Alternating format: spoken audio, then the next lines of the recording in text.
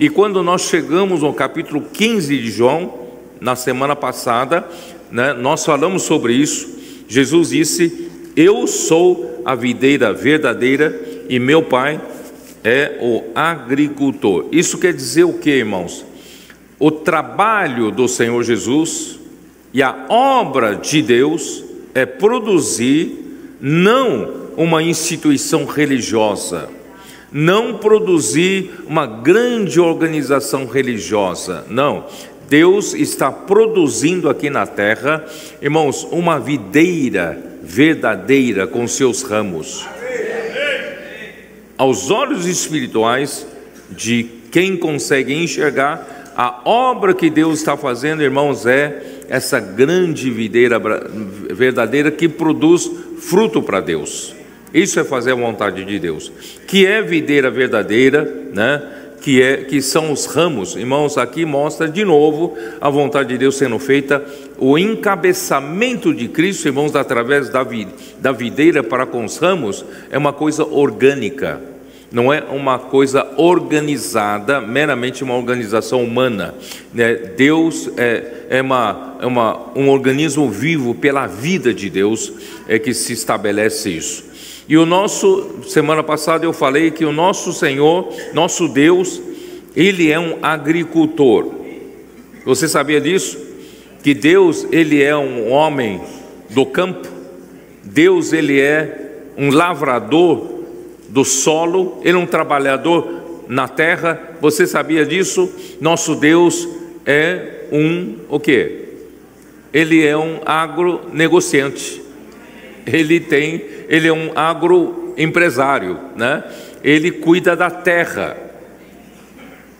Ora, mas que terra? Que é a terra para Deus? Irmão, terra é o coração do homem. Quando Deus criou o homem, Deus criou, né? Quando está em Gênesis capítulo 2, versículo 7, Deus formou o homem, o corpo do homem, com pó da terra e lhe soprou nas narinas o fôlego de vida. Deus mesmo, o Deus eterno, soprou um sopro divino e um sopro eterno, embora o nosso corpo tenha sido feito pelo pó da terra, feito nessa dimensão em que nós vivemos, limitada pelo tempo e pelo espaço, mas a nossa criação propriamente dita não é material, não é material. Deus nos criou com seu sopro divino. Esse sopro, quando chegou às narinas desse boneco de barro, irmão, se tornou o espírito do homem, né? Porque esse fôlego de vida em hebraico é Neshama. E Neshama é a mesma palavra que foi traduzida em Provérbios 20 e 27 para o espírito do homem. Então, o fôlego de vida que Deus soprou para dentro do corpo do homem se tornou o espírito do homem. Você e eu temos o sopro de Deus instalado aqui no nosso interior, que é o nosso espírito. Nós temos o espírito humano feito pelo sopro de Deus. E, como resultado, nós nos tornamos uma alma vivente. Nós temos o espírito humano e nós também temos uma alma que é a nossa personalidade, a nossa pessoa propriamente dita. Então, irmãos, graças a Deus, nosso espírito e nossa alma foram criadas pelo sopro do Deus eterno, então são eternos. Quando esse corpo morrer, perder seu prazo de validade, irmão, nosso espírito, nossa alma não morrem, não morrem. Por isso, irmãos, é importante nós recebermos, crendo em Jesus, receber a vida eterna, para a vida eterna poder entrar, né, no nosso espírito, e nós nascemos como filhos de Deus. Então, que é o nosso coração, é a terra para Deus plantar a semente divina. E o coração do homem é formado por uma parte do espírito, que é a consciência, que é a parte que está conectada com a nossa alma. A nossa alma tem três partes, ou três funções: nós temos a primeira parte, que é a mente, é a função para pensar. Nós temos a segunda parte da nossa alma, que é a emoção, onde, né, por essa função nós amamos, nós nos aborrecemos. E terceira parte é a vontade, é uma parte da nossa alma para tomar decisões, uma parte deliberativa. Então nós temos as três funções da alma, né, e conectado pelo espírito do homem, que é a consciência, isso forma o coração do homem. Aí nós lemos rapidamente lá em Mateus capítulo 13, a famosa parábola do semeador. O semeador saiu a semear, e Jesus explica para os seus discípulos que a terra onde recebe a semente é o coração do homem. O coração endurecido, a palavra entra e não consegue penetrar para frutificar. Mas graças a Deus ali tem 4 tipos de solo, e o último tipo de solo é um coração bom, uma terra boa. Essa terra boa recebe a palavra do reino, acolhe, né? E essa semente cresce, frutifica a 100, a 60 e a 30 por 1. Irmãos, nosso Deus, Ele é o agricultor, Ele está lavrando a terra, que é o coração dos homens, e semeando o quê? Semeando a semente da palavra, semeando a semente do reino. Que é semente do reino? É a palavra que entra e é acolhida pelo nosso coração, e essa palavra começa a crescer, e começa a crescer como um reino de Deus dentro de nós. O que é reino de Deus? Deus então Cristo passa a governar a nossa vida. Esse é o evangelho do reino que nós pregamos.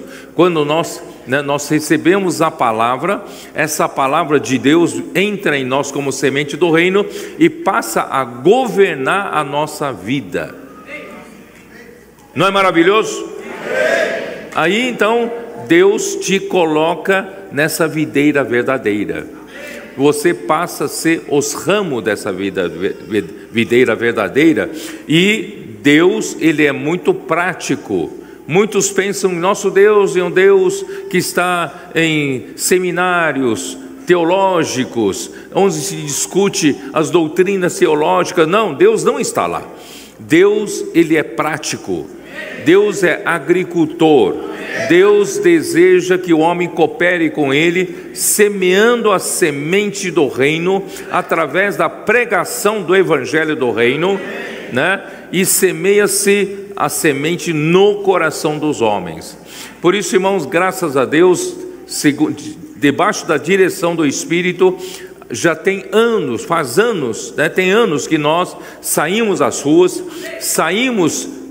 não somos uma igreja dentre 4 paredes, nós somos aqueles que vão para a rua, obedecemos o Senhor falar, ide, pregar, né, fazer discípulo de todas as nações.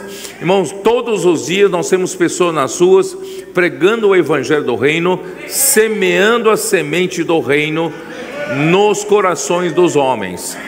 Irmãos, é isso que Deus quer. Por isso, irmão, nós precisamos ser frutíferos, né? No versículo 2 diz, todo ramo que estando em mim não der fruto, Ele o corta. Ele quem? O Pai o corta.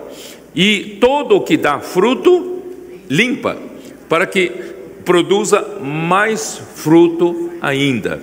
Então, Deus é um empreendedor.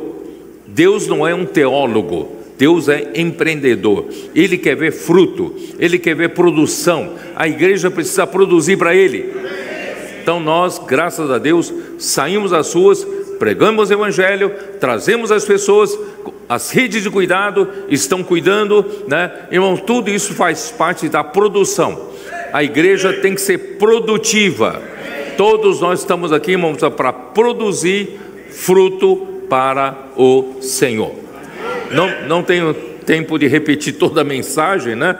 Então, irmãos, vou mostrar, versículo 3 fala, vós já estáis limpos pela palavra que vos tenho falado. Quem nos limpa?